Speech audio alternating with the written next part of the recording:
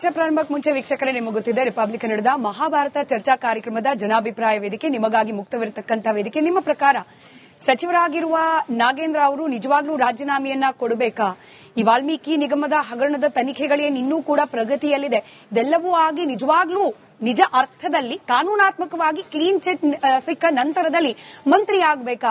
ನಿಮ್ಮ ಅನಿಸಿಕೆ ಅಭಿಪ್ರಾಯಗಳನ್ನು ಸ್ಕ್ರೀನ್ನ ಕೆಳಭಾಗದಲ್ಲಿ ತೋರಿಸಲಾಗ್ತಾ ಇರುವ ದೂರವಾಣಿ ಸಂಖ್ಯೆಗಳಿಗೆ ಕರೆ ಮಾಡುವ ಮೂಲಕ ವಾಟ್ಸ್ಆಪ್ ಅಥವಾ ಎಕ್ಸ್ ಖಾತೆಯ ಮೂಲಕವೂ ಕೂಡ ಹಂಚಿಕೊಳ್ಳಬಹುದು. ನಿಮ್ಮ ಪಾಲ್ಗೊಳ್ಳುವಿಕೆಯ ನಿರೀಕ್ಷೆಯೊಂದಿಗೆ ಚರ್ಚೆಯನ್ನು ಪ್ರಾರಂಭ ಮಾಡ್ತಾ ಇದ್ದೀನಿ. ಚರ್ಚೆಯಲ್ಲಿ ಕಾಂಗ್ರೆಸ್ ವಕ್ತಾರರಾದ ರಘು ದೊಡ್ಡೇರಿ ಅವರಿದ್ದಾರೆ, ಬಿಜೆಪಿ ವಕ್ತಾರರಾದ ಮೋಹನ್ ವಿಶ್ವ ಅವರಿದ್ದಾರೆ, ಜೆಡಿಎಸ್ ವಕ್ತಾರರಾದ ವೆಂಕನಗೌಡ ಅವರಿದ್ದಾರೆ. First time in Mahabharata. ನಮಸ್ಕಾರ ಸರ್, ಕಾರ್ಯಕ್ರಮಕ್ಕೆ ಸ್ವಾಗತ. ಹಾಗೆ ಹಿರಿಯ ಪತ್ರಕರ್ತರು ರಾಜಕೀಯ ವಿಶ್ಲೇಷಕರಾದ ಬಸವರಾಜ್ ಇಟ್ನಾಳ್ ಸರ್ ಇದ್ದಾರೆ. ನಮಸ್ಕಾರ, ಎಲ್ಲರಿಗೂ ಕಾರ್ಯಕ್ರಮಕ್ಕೆ ಸ್ವಾಗತ. ನಿಮ್ಮೆಲ್ಲರಿಂದ ಅಭಿಪ್ರಾಯ ಸಂಗ್ರಹಕ್ಕೆ ಮುಂಚೆ ಚಲವಾದಿ ನಾರಾಯಣ ಸ್ವಾಮಿ ಸರ್ ನಮ್ಮ ಜೊತೆ ದೂರವಾಣಿ ಸಂಪರ್ಕದಲ್ಲಿದ್ದಾರೆ. ಒಂದೆರಡು ರಿಯಾಕ್ಷನ್ ಅವರಿಂದ ಪಡೆದುಕೊಂಡು ಚರ್ಚೆಯನ್ನು ಪ್ರಾರಂಭ ಮಾಡೋಣ. ಸರ್ ನಮಸ್ಕಾರ. ನಮಸ್ಕಾರ. ಚಲವಾದಿ ಸರ್, ನೀವೆಲ್ಲ ಮನುವಾದಿಗಳು. ಒಬ್ಬ ದಲಿತ ಬೆಳೀತಾ ಇರೋದನ್ನ ಸಹಿಸ್ಲಿಕ್ಕಾಗದೆ ಎರಡೆರಡು ಬಾರಿ ಮಂತ್ರಿಯಾಗಿದ್ದನ್ನ ತಡ್ಕೊಳಕ್ಕಾಗದೆ ಸುಖ ಸುಮ್ನೆ ಅವ್ರ ವಿರುದ್ಧ ಷಡ್ಯಂತ್ರ ಮಾಡ್ತಿದ್ದೀರಿ ಹೇಳಿದ್ದು ನಾಗೇಂದ್ರ ಅವರು. ನಿಮ್ಗೂ ಗೊತ್ತಿದೆ. ಮನುವಾದಿ ಅನ್ನೋದು ಕಾಂಗ್ರೆಸ್ ಬಿಟ್ಟು ಈ ದೇಶದಲ್ಲಿ ಯಾರಿಗೂ ಗೊತ್ತಿಲ್ಲ. ಈಗ ಅದು ಬರೀ ಮನುವಾದಿ ಅನ್ನೋದು ಅವರ ಟೂಲ್ ಕಿಟ್ಟು. ಬಾಬಾ ಸಾಹೇಬ್ ಅಂಬೇಡ್ಕರ್ ಅವರು ಯಾವತ್ತು ಈ ದೇಶಕ್ಕೆ ಸಂವಿಧಾನವನ್ನ ಬರೆದು ಸಮರ್ಪಣೆ ಮಾಡಿದ್ರೋ ಆವತ್ತಿಗೆ ಮನು ಇಲ್ಲ, ಮನುವಾದವೂ ಇಲ್ಲ, ಎಲ್ಲವೂ ಸತ್ತೋಗಿದೆ. ಆದ್ರೆ ಕಾಂಗ್ರೆಸ್ನ ಪಾಲಿಗೆ ಮಾತ್ರ ಮನು ಬದುಕಿದಾನೆ, ಮನುವಾದಿಯೂ ಬದುಕಿದೆ.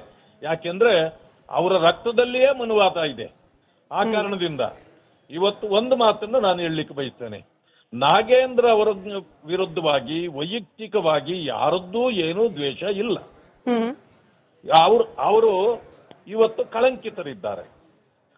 ಯಾವತ್ತು ಈ ವಾಲ್ಮೀಕಿ ನಿಗಮದ ಹಗರಣ ಹೊರಗಡೆ ಬಂತು ಆವತ್ತು ರಾಜ್ಯದಲ್ಲಿ ಚರ್ಚೆ ಆಗಿದೆ. ಅವರು ತಪ್ಪಿತಸ್ಥರು, ಆ ಚಂದ್ರಶೇಖರ್ ಅಂತಕ್ಕಂಥ ಅವರು ಪ್ರಾಣತ್ಯಾಗ ಮಾಡಿದವರು ಎಲ್ಲವನ್ನು ಬಿಚ್ಚಿಟ್ಟಿದ್ದಾರೆ. ಮಂತ್ರಿಗಳು ನನ್ನನ್ನು ಕರೆದು ತಾಕೀತು ಮಾಡಿದ್ರು, ಎಲ್ಲೂ ಬಾಯಿ ಬಿಚ್ಚಬಾರದು ಅಂತ. ಆದ್ರೆ ನಾನ್ ಸಿಕ್ಕಾಕೊಳ್ತೀನಿ ಅನ್ನೋ ಕಾರಣಕ್ಕೆ ನನಗೆ ಕಳಂಕ ಬರ್ತದೆ ಅಂತ ಹೇಳಿ ಅವರು ಪ್ರಾಣತ್ಯಾಗ ಮಾಡಿಬಿಟ್ರು. ಸೂಸೈಡ್ ಯಾಕೆ ಮಾಡ್ಕೊಂಡ್ರು ಅಂತ ಅವರು ನೋಟಲ್ಲಿ ಬರೆದಿಟ್ಟಿದ್ದಾರೆ. ಇಷ್ಟೆಲ್ಲ ಆದ್ಮೇಲೆ ಇವರು ರಾಜೀನಾಮೆ ಕೊಡ್ಬೇಕಾಯ್ತು. ಕೊಟ್ಟಾದ್ಮೇಲೆ ಅವರು ಅರೆಸ್ಟ್ ಆಗಿ ಜೈಲಿಗೆ ಹೋದ್ರು. ಜೈಲಿಗೆ ಹೋದ್ಮೇಲೆ 90 ದಿನಗಳಾದ್ಮೇಲೆ ಸಹಜವಾಗಿ ಇಂಥ ಕೇಸ್ಗಳಲ್ಲಿ ಅವರಿಗೆ ಬೇಲ್ ಕೊಡ್ತಕ್ಕಂಥದ್ದು ಸಹಜ. ಬೇಲ್ ತಗೊಂಡಿದ್ದಾರೆ ಅಷ್ಟೇ. ಆದ್ರೆ ಯಾವುದೇ ಕ್ಲೀನ್ ಚಿಟ್ಟು ಎಲ್ಲಿಂದಲೂ 126 ಜನ ಇದ್ದಾರೆ. ಬಿಜೆಪಿಯಲ್ಲೂ ಕೂಡ ಬೇಲ್ ಮೇಲೆ ಆಚೆ ಇರತಕ್ಕಂಥ ಜನಪ್ರತಿನಿಧಿಗಳು ಅವರೇ ಕೊಟ್ಟಿರೋ ಲೆಕ್ಕ ಸರ್. ನಾನು ಒಬ್ಬನೇನಾ ಅಂತ ಪ್ರಶ್ನೆ ಕೂಡ ಮಾಡ್ತಿದ್ದಾರೆ. ನೋಡಿ, ಅದೆಷ್ಟಿದಾರ ನನಗ್ ಗೊತ್ತಿಲ್ಲ. ಪಾಪ ಅವರು ಲೆಕ್ಕ ಹಾಕಿದ್ದಾರೆ, ಎಲ್ಲೋ ಕುತ್ಕೊಂಡು ಲೆಕ್ಕ ಹಾಕಿದ್ದಾರೆ. ಆ ಲೆಕ್ಕ ಅವರೇ ಕೊಡ್ಬೇಕಾಗ್ತದೆ ಯಾರ್ಯಾರು ಅಂತಂದ್ರೆ. ಆದ್ರೆ ಬೇಲ್ನಲ್ಲಿ ಹಲವು ವಿಷಯಗಳಿದೆ. ಈ ರೀತಿ ಲೂಟಿ ಮಾಡಿ ಯಾರಾದ್ರೂ ಬೇಲ್ ತಗೊಂಡಿದ್ರೆ, ರೇಪ್ ಕೇಸ್ ಇದೆ, ಮರ್ಡರ್ ಕೇಸ್ ಇದೆ ಬಿಜೆಪಿ ನಾಯಕರ ಮೇಲೆ, ಬೇಲ್ ನಲ್ಲಿ ಆಚೆ ಇದ್ದಾರೆ, ಜನಪ್ರತಿನಿಧಿಯಾಗಿ ಮುಂದುವರೆದಿದ್ದಾರೆ. ಅವ್ರದೇ ಮಾತು, ನಂದಲ್ಲ. ಅಲ್ಲ, ಎಲ್ಲಿ ಮುಂದುವರೆದಿದ್ದಾರೆ? ಈ ಸರ್ಕಾರದಲ್ಲಿದ್ದಾರ ಅವರು? ಅಧಿಕಾರ ಸ್ಥಾನಗಳನ್ನ ಹಿಡಿದಿದ್ದಾರ? ನೋಡಿ, ಕಾನ್ಸ್ಟಿಟ್ಯೂಷನಲ್ ಪೋಸ್ಟ್ಗಳಲ್ಲಿ ಪೊಸಿಷನ್ಸ್ ಅಲ್ಲಿ ಯಾರೇ ಇದ್ರು ಅದು ತಪ್ಪೆ. ಯಾರಿದ್ದಾರೆ ಆ ರೀತಿ? ಯಾವುದೋ ಕೇಸ್ ನಡೀತಾ ಇದೆ ಅಂದ್ರೆ ಅದಕ್ಕೆ ಸಂಬಂಧ ಇಲ್ಲ. ಇದು ಲೂಟಿ ಮಾಡಿರತಕ್ಕಂತ ಕೇಸು. ಆ ಕಾರಣದಿಂದ ಇದು ಅವರು ಯಾವುದೇ ಕಾರಣಕ್ಕೆ ವಹಿಸ್ಕೊಳ್ಳಿಕ್ಕೆ ಸಾಧ್ಯ ಇಲ್ಲ. ಕಡೆ ಎರಡು ಪ್ರಶ್ನೆ ಸರ್. ದಲಿತ ಅನ್ನೋ ಕಾರಣಕ್ಕೇನೆ ಬಿಜೆಪಿ ತುಳಿತಾ ಇದೆ. ದಲಿತರು ಉದ್ಧಾರ ಆಗೋದು ಬಿಜೆಪಿಗೆ ಸಹಿಸ್ಲಿಕ್ಕೆ ಸಾಧ್ಯ ಇಲ್ಲ.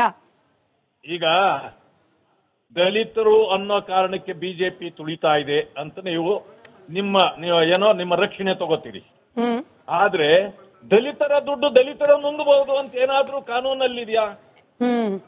ಅಥವಾ ಸಂವಿಧಾನದಲ್ಲಿ ದಲಿತರ ದುಡ್ಡನ್ನ ನುಂಗಿದ್ರೂ ಕೂಡ ನೀವು ಕೇಳಂಗಿಲ್ಲ ಅಂತಿದ್ಯಾ? ಅಥವಾ ಕಾನೂನಿನಲ್ಲೆಲ್ಲಾದ್ರೂ ಇದೆಯಾ? ನಾನು ದಲಿತನೇ, ನಾನು ಹೇಳ್ತೇನೆ, ಇವತ್ತು ಯಾರ್ಯಾವ ದಲಿತರು ನಮ್ಮ ದಲಿತ ಸಮುದಾಯಗಳಿಗೆ ಅನ್ಯಾಯ ಮಾಡಿದಾರೋ ಅವರನ್ನೂ ಬಿಟ್ಟಿಲ್ಲ. ನಾನು ಎಲ್ಲರನ್ನೂ ಕೂಡ ನಾನು ಬೀದಿಗೆ ತರತಕ್ಕಂತ ಕೆಲಸವನ್ನು ಮಾಡಿದ್ದೀನಿ. ಯಾಕೆ ಅಂದ್ರೆ ದಲಿತ ಸಮುದಾಯ ವಂಚನೆಗೆ ಒಳಗಾಗಿರ್ತಕ್ಕಂತ ಸಮುದಾಯ.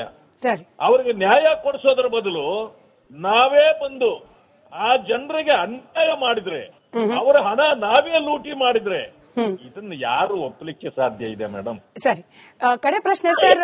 ಕೇಂದ್ರದಲ್ಲಿ ಈ ಧರ್ಮೇಂದ್ರ ಪ್ರಧಾನ್ ಅವರ ರಾಜೀನಾಮೆ ವಿಚಾರ, ನೀಟ್ ವಿಚಾರವನ್ನ ವಿರೋಧ ಪಕ್ಷಗಳು ವಿರೋಧ ಮಾಡ್ತಾ ಸಂಸತ್ ಅಧಿವೇಶನ ನಡೆಸಲಿಕ್ಕೆ ಬಿಡದೆ ಗಲಾಟೆ ಮಾಡ್ತಿದ್ದಾಗ ನೀವೇ ಕೇಳ್ಕೊಂಡ್ರಿ, ಅಂದ್ರೆ ಬಿಜೆಪಿ ನಾಯಕರೇ ಕೇಳ್ಕೊಂಡ್ರಿ, ನೀವು ಚರ್ಚೆ ಮಾಡಿ, ಚರ್ಚೆ ಮೂಲಕ ಇರೋ ಪ್ರಶ್ನೆಗಳಿಗೆ ಉತ್ತರವನ್ನ ಕಂಡುಕೊಳ್ಳಿ, ಹೀಗೆ ಕಲಾಪದ ಅವಧಿಯನ್ನ ಹಾಳು ಮಾಡಬೇಡಿ ಅಂತ ಹೇಳಿ ಈಗ ರಾಜ್ಯದಲ್ಲಿ ನೀವು ಅದನ್ನೇ ಮಾಡ್ತಿದ್ದೀರಿ.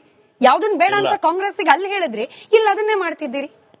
ಇಲ್ಲ, ಇದು ಒಂದು ತಪ್ಪು ಕಲ್ಪನೆ ಆಗುತ್ತೆ. ಯಾಕೆ ಅಂದ್ರೆ ಈ ಕೇಸು ಅನೇಕ ಬಾರಿ ಚರ್ಚೆ ಆಗಿ ಅವ್ರಿಗೆ ಶಿಕ್ಷೆ ಆಗಿದೆ, ಅದಕ್ಕೆ ಅವರು ಜೈಲಿಗೆ ಹೋಗಿದ್ದಾರೆ.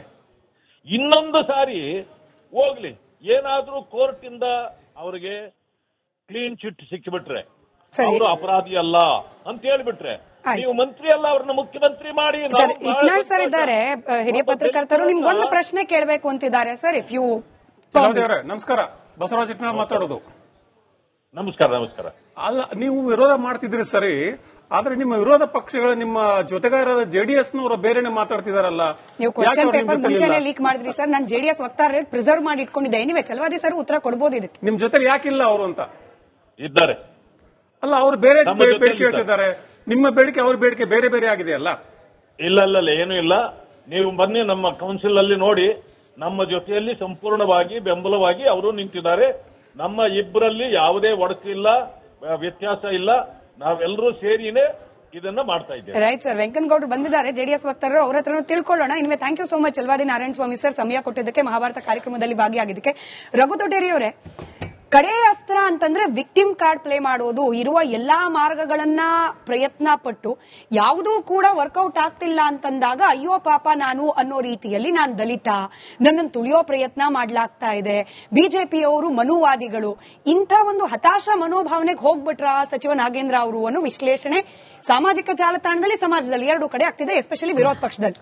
ಸ್ಮಿತಾ, ಆಕ್ಚುಲಿ ನಮ್ಮ ಛಲವಾದಿ ನಾರಾಯಣ ಸ್ವಾಮಿ ಅವರು ಮಲ್ಲಿಕಾರ್ಜುನ್ ಖರ್ಗೆ ಅವರ ಗರಡಿಯಲ್ಲೇ ಬೆಳೆದಿದ್ದು. ಮಲ್ಲಿಕಾರ್ಜುನ್ ಖರ್ಗೆ ಅವರ ರಾಜಕೀಯ ಗುರು, ಅವರನ್ನ ರಾಜಕೀಯವಾಗಿ ಬೆಳೆಸಿದ್ದು ಮಲ್ಲಿಕಾರ್ಜುನ್ ಖರ್ಗೆ ಅವರು. ಇವತ್ತು ಬಿಜೆಪಿ ಮಲ್ಲಿಕಾರ್ಜುನ್ ಖರ್ಗೆ ಅವರಿಗೆ ಅವರ ಒಂದು ಕಾರ್ಯಕ್ರಮ ಆದ ನಂತರ ಅಲ್ಲಿ ಏನು ಇದನ್ನ ಕ್ಲೀನ್ ಮಾಡಿ ಹೋದ್ರು ಅಂತಂದ್ರೆ ಇಡೀ ಮಾನವ ಕುಲವೇ ತಲೆ ತಗ್ಗಿಸುವಂತ ಕೆಲಸವನ್ನ ಬಿಜೆಪಿ ಮಾಡಿದೆ. ಅದನ್ನು ನೋಡ್ಕೊಂಡು ಸುಮ್ಮನೆ ಕೂತ್ಕೊಂಡಿದ್ದಾರೆ ಛಲವಾದಿ ನಾರಾಯಣ ಸ್ವಾಮಿ ಅವರು.